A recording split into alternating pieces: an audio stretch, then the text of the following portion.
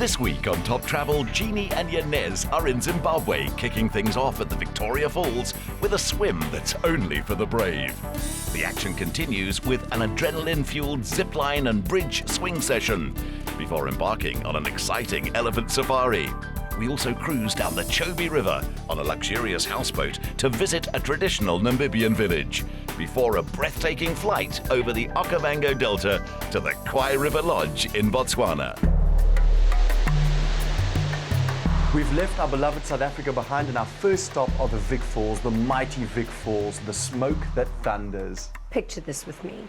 These intense waterfalls that sometimes in the rainy seasons, even elephants can be thrown over with the pressure of that intense water. And now we're going to swim in it. The most dangerous swimming pool in the world, literally. When the Mossi people fled South Africa and came across Zimbabwe, they came across this incredible waterfall and called the Mossi Otunya, which means the smoke that thunders, and boy does it.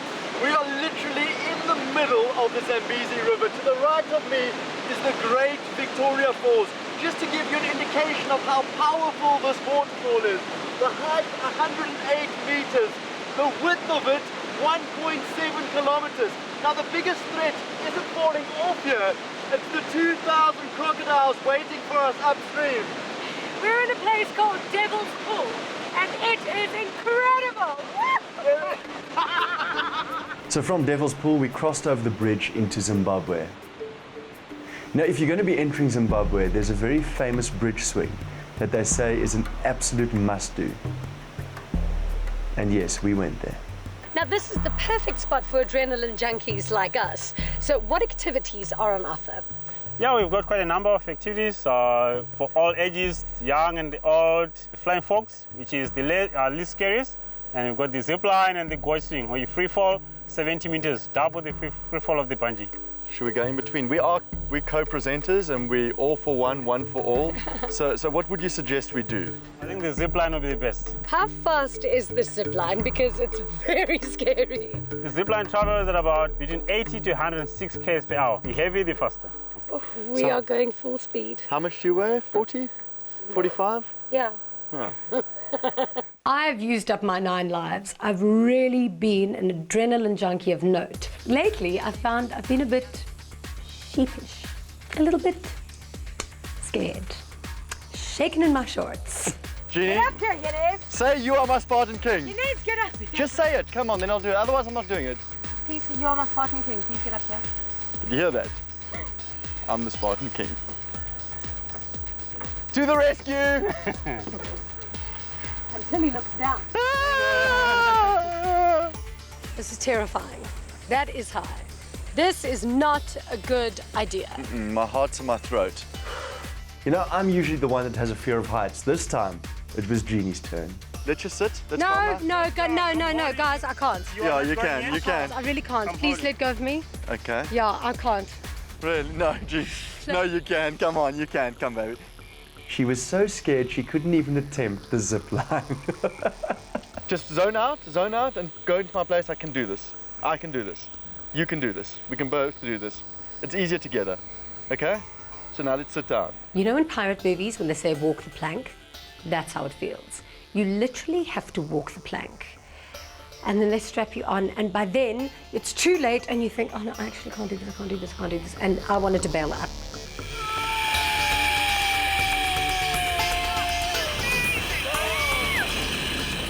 And we went, and I felt that fear for literally a nanosecond. And then, freedom. Oh my God!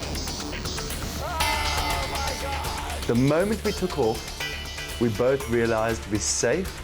Let's just appreciate the view. We did it! I'm so shaky. It's amazing. That was incredible. We absolutely did it. That was not half as scary as I thought it was going to be. The scenery was just spectacular. Just beautiful. Well done. Oh, it's all over. There's more. What do you mean? I'm confused. Well, then let me explain. You see, anything you say and do will and can be used against you in the court of Sparta. Who's my Spartan king? I'm the Spartan King? Who's my Spartan warrior? Obviously, it's me, the Spartan warrior. And you know what Spartan warriors aren't afraid of? What? Big, giant, scary gorge swings. You're up next. I was, well at ease. We'd done our zip line. It was a beautiful view. The gorge below was spectacular. Mind-blowing stuff. I was happy with that. Until Jeannie tempted me with something a lot worse. I was in such a happy place when we did that zip line, and I'm riddled with anxiety now. Let me just put this in perspective. That bridge swing is a free fall of 70 meters into the Batoka Gorge. This really isn't normal, eh? This is not normal. That moment of standing there knowing that you have to do this, it's one of those moments where you actually, you just switch off. You've got to go into a different zone.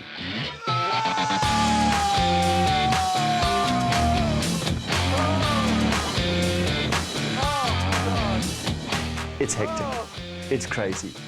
It's pure adrenaline. I've got a confession to make. I closed my eyes almost all the way. When we come back, Jeannie and Janez enjoy a safari where the 4x4s are out and the elephants are in, and then cruise the Chobe River on a houseboat.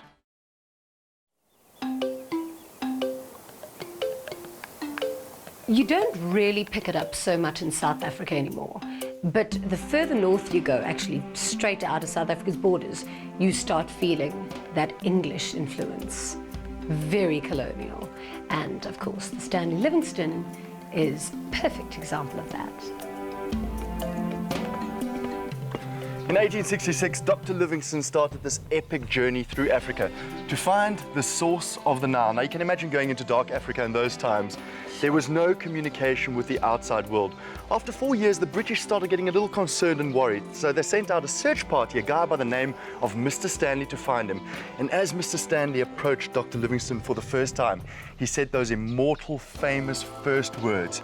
Dr. Livingstone, I presume. If you read Livingstone's journals, you'll see that his sole purpose was to abolish slavery.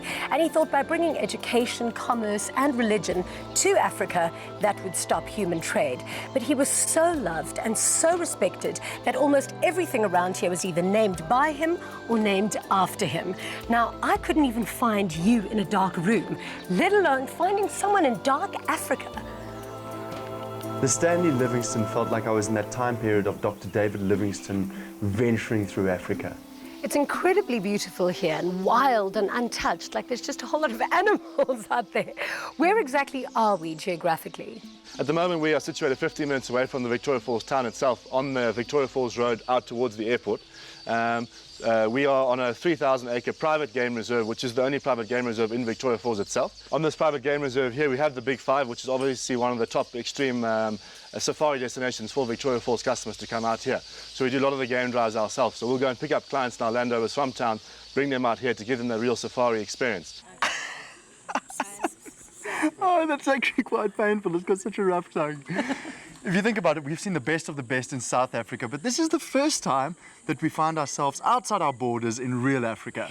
In some places in Europe and the rest of the world, people assume that in Africa we have wild animals living in our backyards. But in some places, it's true. Just like places like this, which is a sanctuary for some incredible animals, including the elephants.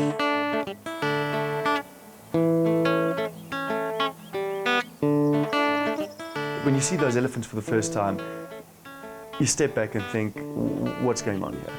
They're completely tame, which is great, but they're completely opposite to elephants in the wild.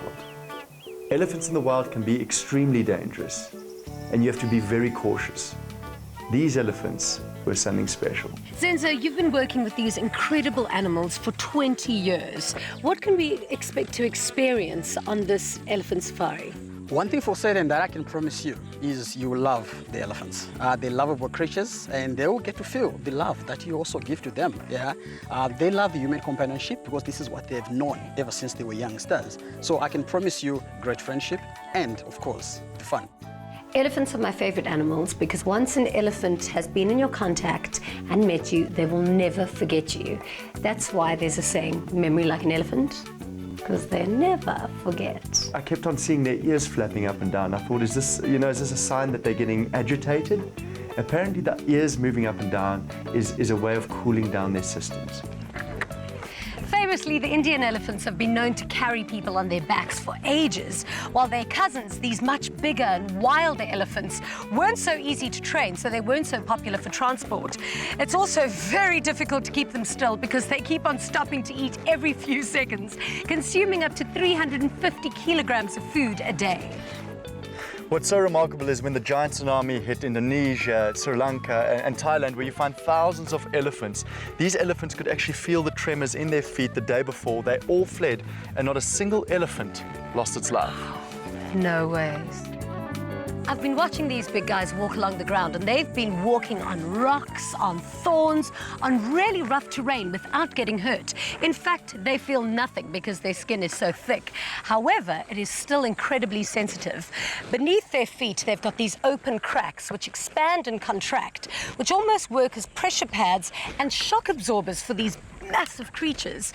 So if they had to walk on a wooden floor, you wouldn't even hear them. Riding an elephant, you just come to complete peace and serenity with yourself. It is just the most magical moment.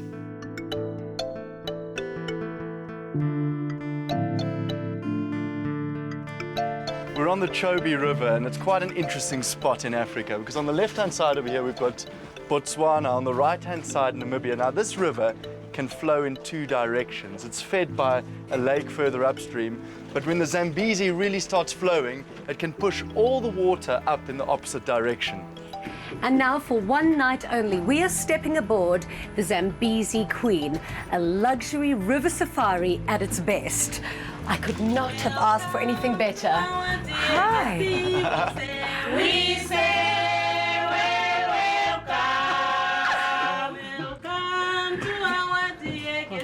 On top of the Chobe River floats this beautiful houseboat, the Zambezi Queen. And she is a queen because she is majestic and she is classy and she is sophisticated. It's almost like this diamond in the middle of the rough. Ian, this boat is called the Zambezi Queen, yet we find ourselves in the Chobe River. How come is that? She was initially designed and built to sail on the Zambezi. Its original owners ended up sailing her down a channel called the Kasai, which links the Zambezi to the Chobe River. She made it down, but she'll never make it back up. It's just the river fluctuations, as well as the sharp bends, mean she's stuck here for life. I'd never been on a houseboat before, neither had Janez, so I didn't quite know what to expect. When somebody said the Zambezi Queen, I was picturing one of those boats that roll on the Mississippi, you know, with that round wheel. That's what I was picturing, but boy, was I wrong.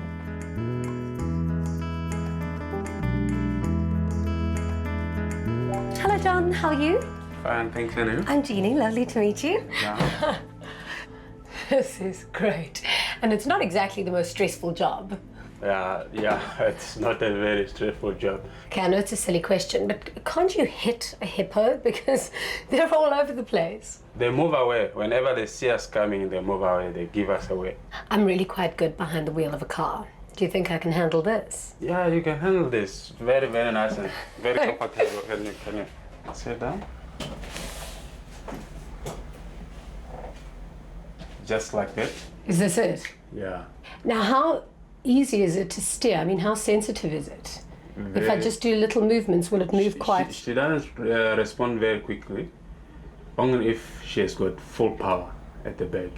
Okay. But at this moment, we've got no full power, so you keep your time. The Zambezi Queen is all about slowing Africa down and appreciating what it's all about. Come in.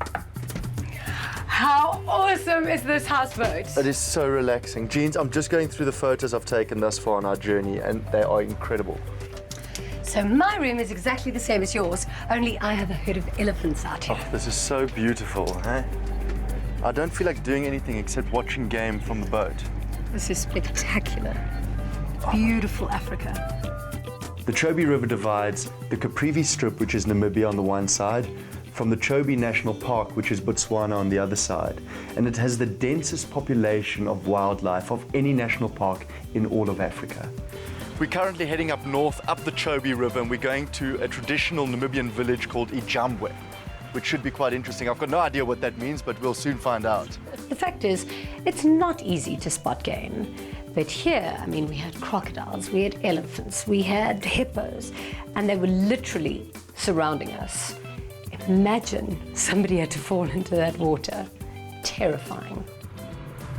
If you look at those hippos, we're actually quite close to them now, and you'd never think that they've got an aggressive streak in them. But hippos are the most dangerous animal in Africa. More people die from hippo attacks than any other kind of animal attack throughout Africa. So it's best to stay away and keep your distance. Stay tuned. We're visiting the village of Ijambwe. The Chobe River may be a national park on the one side, but on the Caprivi side, on the Namibia side, it is a place where people live. People live from the Chobe River, and fish is their main source of food. So how long has this village been here for? Centuries. They have never shifted from this village, since from their ancestors up to this time. When it is rain or flood times, it is high enough. But this is so close to the water, surely it's really dangerous because all of those wild animals would pose a threat. Yes, it is safe because we are using some mechanisms. As I've said, we live tradition, so our grandmother or grandfather, they can do something like a medicine close to the river so that they can protect. To the village, we have got some alarms like the alarm you are seeing here. This will keep the animals away from. When an animal comes, it will strike like this and it will make noise. Brilliant. Charlie, what is the meaning of the name Ijambwe? Ijambwe is a kind of fruit or a tree which was bearing fruit similar to jam when you open it. So people, they failed to pronounce jam, so they said Ijambwe. It is fascinating because it's a humble life. Those African villages that are nestled along the river, they live a hard life and they survive from the Chobe River. It's always very lovely to go and visit a traditional village, and I like to, see what goes on, see how they live, and then we went to go and see how they build their houses. All right, Africa, what's going on? The women build the houses. Charlie, so you guys are busy building a house here? Yes, we are busy building a house. This is a new house. This is how we do. With bamboo? Yeah, with bamboo. From what I understand is, they take the mud, they put it in between the bamboo, Yes. which holds it in place. Yes. And then the sun dries the mud. Yes. And that basically forms your wall. And Yeah, it's from the wall, then your plaster, you clothe the bamboo inside. And the mud's a great insulation against the heat. Yes. And the last part, you mix the mud with animal dung. With animal dung, okay. Yeah, to make it hard. Doesn't smell bad. No. Let's give it a go. Can I help out? Yes, you can. Fantastic. Let me go get some mud. African men are the luckiest men alive because their women are the housekeepers, which means they keep the house, they build the house, they clean the house, they feed everyone in the house. Maybe I'm not so African after all. Well done, there we go. Hey, they're good workers. It's hard work. You can see we've done the equivalent of what would be one large brick, but it's hard work and it's hot. So I'm going to take a break. We can have a commercial break. Right next to where we were playing football and quite close to the African village, there was this typical African pub with nothing much in it, just some loud music playing, kids playing soccer, and the sun setting. And that sums it up, You've got to appreciate Africa for what it is. But once you accept it, you'll love it. I used to think that there were very few things in life that could beat an African sunset. But sitting over here, looking across at the buffalo, the crocodiles, the elephants, it should be nothing beats this African sunset. This is just so peaceful. I mean, just listen for a moment. There's nothing. It's just nature. Some chirping birds, the wind. It's beautiful. And then your voice. Cheers to my voice, I guess. This little pool in the front of the boat is even in a shape of a little mini boat. The water's warm, it's fresh from the dam, pumped in every day, and we just sat there, relaxed, looking at the most majestic sunset. These burning colors that just changed all the time. The best part about an African sunset, every single time you look at it, there's something different. So we're leaving Kasane, we're on our way to the Okavango Delta, which is the largest inland delta in the world. It covers an area of approximately 15,000 square kilometers. Our big problem is I'm a nervous flyer. We're in Africa where airports are small and aeroplanes are even smaller. That's our mode of transport. Thunderclouds ahead, let's hope we make it, baby! Let's take our luggage and run! It's beautiful. When I saw that Mac airplane, I was nervous. I was like, you joke. You guys, you're joking. We're not really going to this. You know, these planes are so small, you can only pack 15 kilos per person. And if you want to pack more, you've got to actually hire an extra seat. So you can imagine flying with a film crew with all our heavy luggage, including Jeannie's bags, you need to pack light. The Okavango Delta is just something that your eyes have never seen before. It looked like a scene from The Lion King. You know, when the bird flies over and then you see the land of milk and honey. The Okavango Delta, with all the rivers flowing into it, is like an oasis of life. We're here. Finally. You're so happy to touch land. So happy to touch land. The Kwai River Lodge is one of those places you have to see it to believe it, because you don't even need to go on a game drive. Take a look at this. The Kwai River Lodge really has the most perfect setting. We're on the banks of the Kwai River to my left, and this is the verge of the Okavango Delta. It is incredibly idyllic here, and it's actually the most established tented camp in Botswana. Now, it's important to remember that it isn't at all fenced. So if you have a look at all these cracked tiles, they're broken not from wear and tear, not from the heat, but from elephants coming into the camp. That is crazy. It really is on the Kwai River, but on the Kwai River. Whenever I get to a lodge in Africa, I always think, can it get any better than this? But quite frankly, take a look at where I'm standing right now.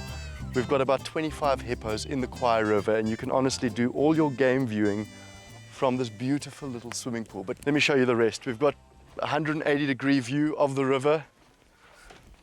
And if you want to see it a little further, just look through the telescope. Now, you wouldn't think it, but this entire structure is actually a tent.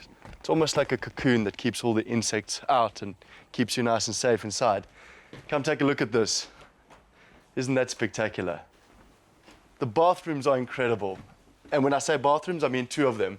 This, your inside bathroom with a great shower, double basin. But out here is my favorite. Very romantic if you're with 2. I mean, double showers. And a beautiful Victorian bath. Oh, can you imagine? Sun setting, some bubbles, glass of champagne, watching the Kwai River with 100 hippos making incredibly loud noises. This is heaven. Next week on Top Travel, Jeannie and Janez explore Botswana further, taking a game drive and learning a few bushveld survival skills that are only for the very brave. They also enjoy a Kalahari helicopter ride, then make their way to the desert's most luxurious tented accommodation, Jack's Camp.